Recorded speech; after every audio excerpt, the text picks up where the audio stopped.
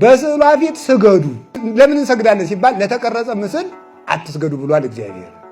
የተቀረጸ ምስል አትስገዱለት፣ ደግሞ ለተቀረጸ ምስል ስገዱ ሲል የሚገኝም ራሱ ነው።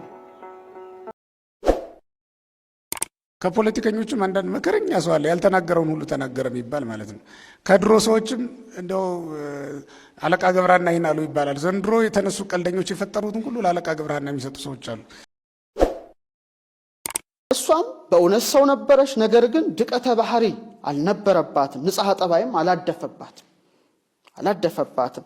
ስለዚህ ድቀተ ባህሪ ያለበት ስጋ ሞት የተፈረደበትን ስጋ ስለያዘች ነው የሞተች።